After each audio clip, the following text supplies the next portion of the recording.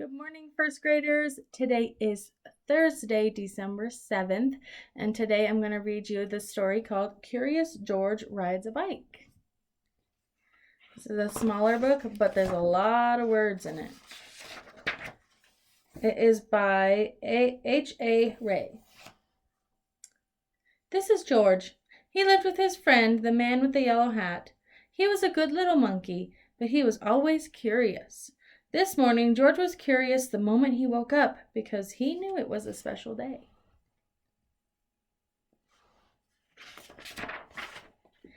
At breakfast, George's friend said, "Today we are going to celebrate because just 3 years ago this day, I brought you home with me from the jungle. So tonight I'll take you to the animal show, but first I have a surprise for you." He took George out to the yard where a big box was standing. George was very curious.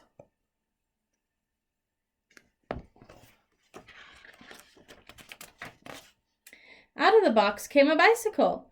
George was delighted. That's what he had always wanted. He knew how to ride a bicycle, but he'd never had one of his own. "I must go now," said the man, "but I'll be back in time for the show. Be careful with your new bike and keep close to the house while I'm gone." How many of you have a bike that you ride? I do. I love riding my bike. It's so fun.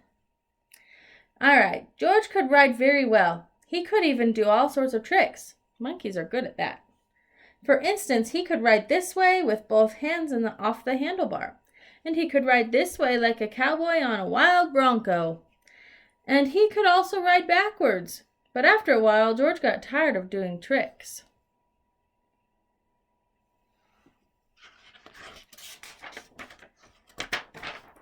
And went out into the street. The newsboy was passing by with his bag full of papers. "That's a fine bike you got there," he said to George. "How would you like to help me deliver papers?" He handed George the bag and told him to do one side of the street first, then turn back and do the other side. George was very proud as he rode off with his bag. Uh-oh, what do you think's going to happen? He started to deliver the papers on one side of the street, as he had been told. When he came to the last house, he saw a little river in the distance. George was curious. He wanted to know what the river was like. So instead of turning back to deliver the rest of the papers, he just went on. Uh-oh.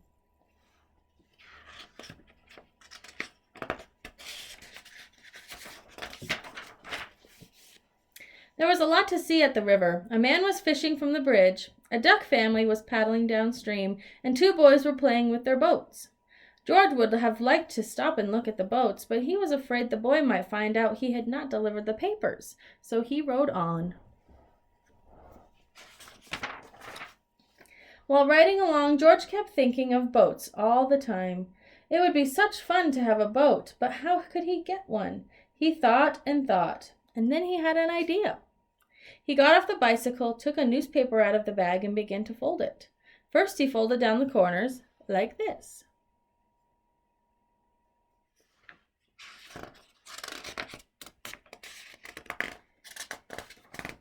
Papers are sticking together. And then he folded both edges up, brought the ends together, flattened it sideways, turned up the corner, then the other one, again brought the ends together, flattened it sideways, then gently he pulled the ends open, and there was his boat. There's the steps how he did it.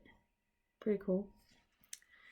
Now the moment had come to launch the boat. Would it float? It did!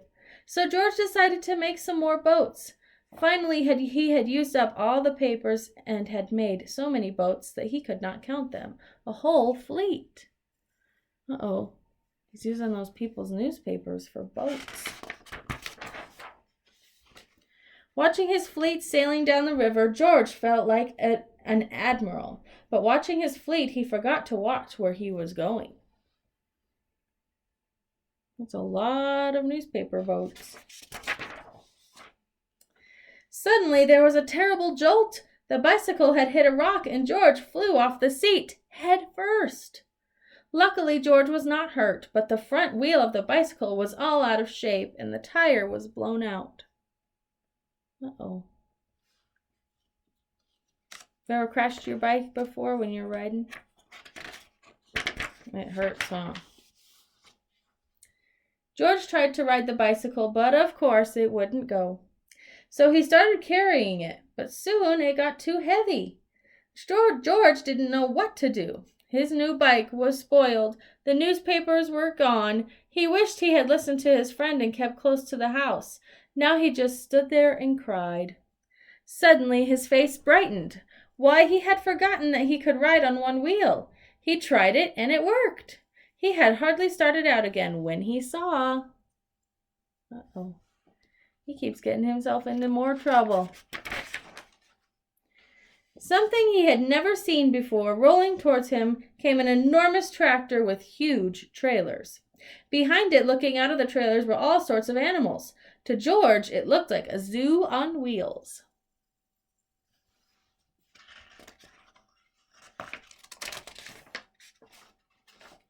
The tractor stopped and two men jumped out.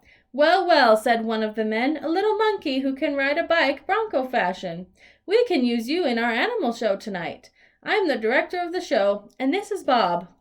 He can straighten your wheel and fix that flat in no time, and then we'll take you along to the place where the show is going to be." So the three of them got into the cab and drove off. "Maybe you could play a fanfare while you ride your bike in the show," the director said. "I have a bugle for you right here, and later on you'll get a coat and a cap, just like Bob's."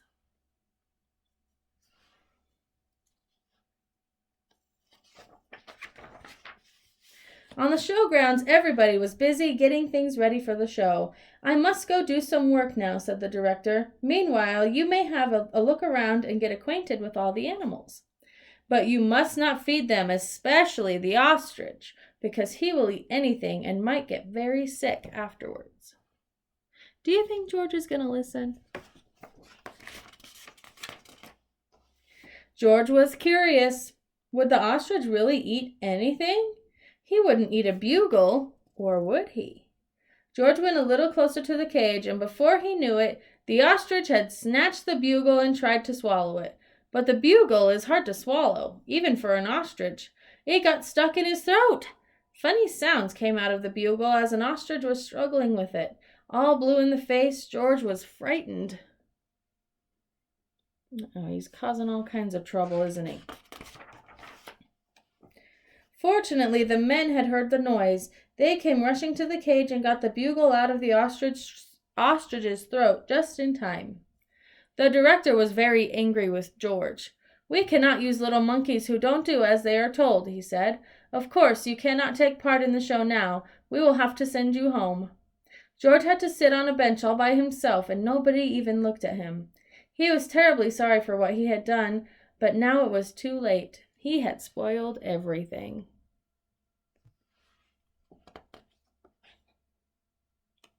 Being a little too curious, maybe. Meanwhile, the ostrich, always hungry, had got a hold of a string dangling near his cage.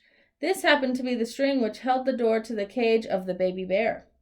As the ostrich nibbled at it, the door opened, and the baby bear got out. He ran away as fast as he could and made straight for a high tree near the camp. Nobody had seen it but George, and George was not supposed to leave his bench. But this was an emergency. So he jumped up, grabbed the bugle, and blew as loud as he could. Then he rushed to his bicycle. The men had heard the alarm and thought that at first that George had been naughty again. But when they saw an empty cage and the ostrich nibbling at the string, they knew what had happened.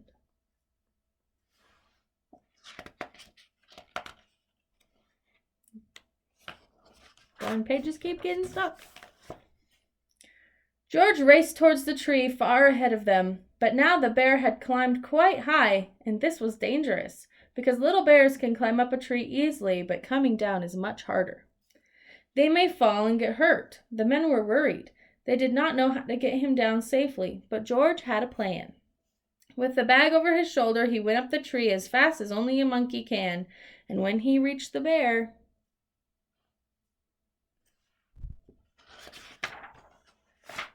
he put him in his bag and carefully let him down so that the men could safely catch him.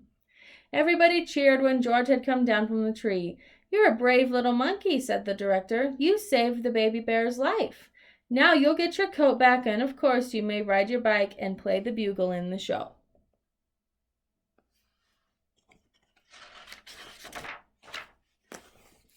Finally, the show was on, and how surprised they were right in the middle of it was also a man. The whole town had come to see it, to discover George on his bike. The newsboy was there too, with the yellow hat.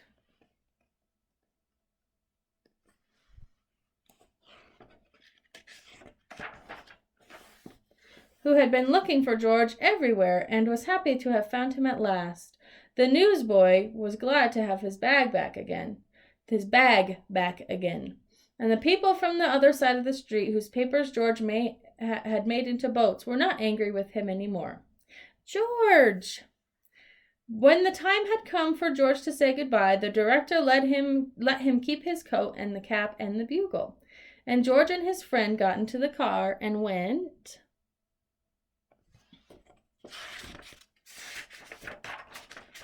home. Good night. The end. Curious George rides a bike. I hope you enjoyed that story, and I'll see you tomorrow for another read aloud. Bye, first graders.